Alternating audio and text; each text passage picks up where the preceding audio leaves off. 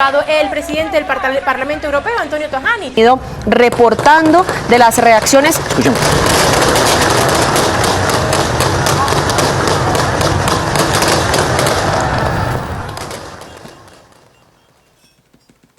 What's going on, guys? Thanks for tuning in today. I'm Blitz with the Survival Outpost, and we're just going to go ahead and jump into it really quickly because I want to start putting a little more focus on world events for this channel, because what happens in the world around you, even if it's not happening in the country you live in or in the neighborhood in which you reside, is still vitally important. So what we're going to deal with today is the unfolding armed uprising in Venezuela by the opposition leader. So first off, let's just go with a quick recap of the last 20 years in Venezuela. Their big charismatic leader was Hugo Chavez. And even though I disagree with his ideology and his tactics and some things that he did in the country of Venezuela, it's undeniable when you look at the facts. His social programs and his massive reinvestments in the economy of Venezuela and nationalization of major industries helped out the overall perspective in life of the average person in Venezuela. He cut the unemployment rate in half. He made education better. Infant mortality rates declined underneath his rule. And overall life for the poor, lower class in Venezuela improved dramatically. Now, of course, he was opposed by middle class and upper class people who didn't like his rule, who thought he was too totalitarian, and who were, opposed to the socialist, pseudo-communist ideology that he had pushed. His rule lasted from 1999 to 2013, where he ended up dying of cancer. So that left a big hole in the politics of Venezuela. Now, his vice president, Maduro, ends up stepping in to take charge. And under Maduro's rule, things have declined dramatically to the point where a few years back we started to see big issues with inflation, the currency just completely devalued, and the overall situation and status of Venezuela sinking and deteriorating dramatically, even though Venezuela is an incredibly oil-rich country with tons of natural resources.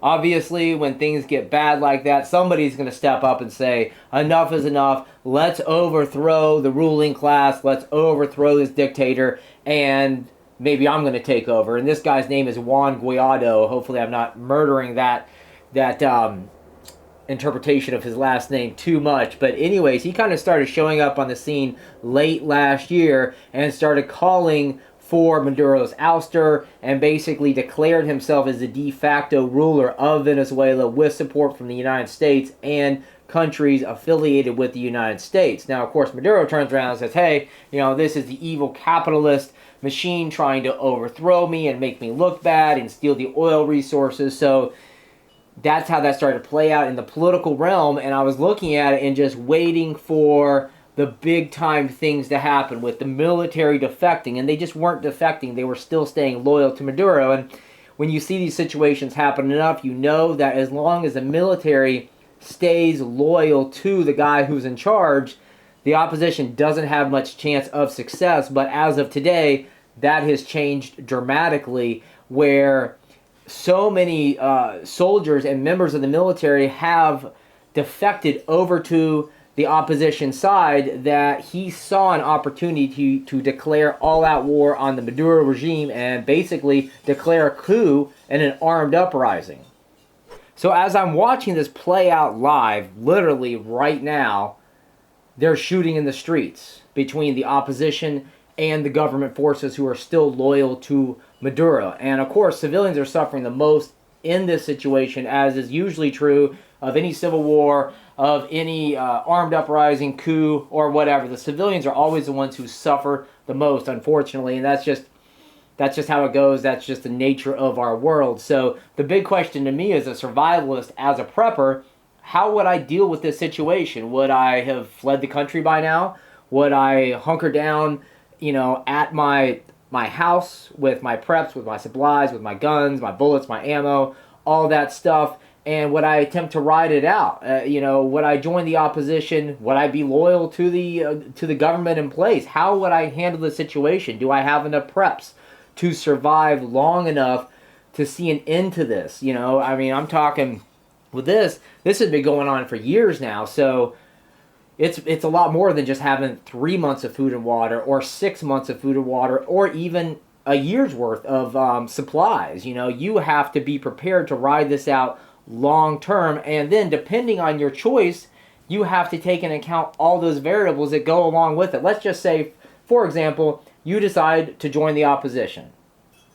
On the surface, that sounds noble, that sounds great. You know, free your country from this dictator who is literally running the nation into the ground. But unfortunately, a lot of times in banana republics like Venezuela, like third world countries, these uprisings often fail, and God forbid you're on the losing side, because once things are stabilized once again, you're screwed. You're going to be lucky if you're just locked up. Most likely, you're going to be murdered, and most likely, anybody who is associated with you, family, friends, whatever, are going to feel the full-on wrath of retribution from the government, who has retained control and wants to crush any opposition that has stood up against them or who could pose a threat in the future. So no matter how you feel politically about situations like this, no matter how you feel about the U.S. support of this situation or the Russian support of Maduro or what have you, this is an excellent learning experience. It's an excellent training template that you can use to sharpen your survival skills, to sharpen your preps, and hypothetically imagine this happening in your country. Now, I live in the United States. We have it pretty good over here. Yeah, there's a lot to bitch and moan about, but overall, we don't have these problems, at least not yet. But you can look at a situation like Venezuela, you can look at how things started with the economic decline, and follow that path over the course of the last few years to the point we are now, where there's literally war in the streets.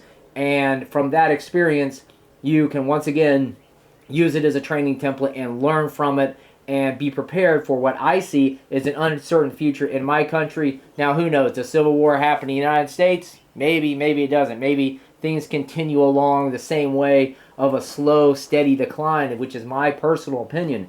But if you're not paying attention to geopolitics, if you're not paying attention to events like this, you're missing out on an excellent opportunity to see shit hit the fan in real life and then learn from that experience. So that's all I have to say on this situation. It's live. It's unfolding right now. Let me know in those comments, what would you do? Would you have fled to Colombia as things started to get worse? And if you were going to do that, what variables would you take into account along that process? The dangers in becoming a refugee and traveling to a country that you're not familiar with.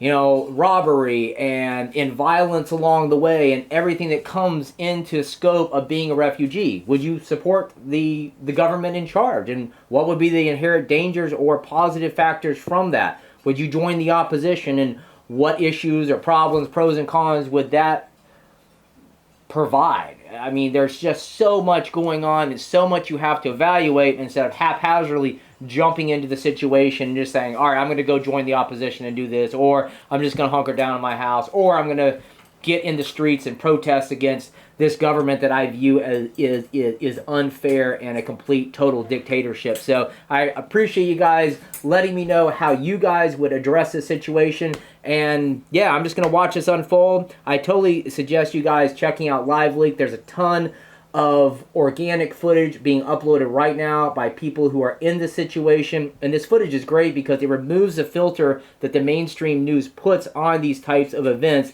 and it gives you bird's eye insight into what these people have to go through right now. So I'll see you guys in the next video.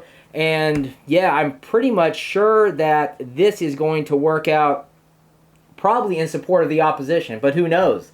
You have to kind of take all those variables into account. So once again, guys, thanks a lot for watching, and I'll see you in the next video.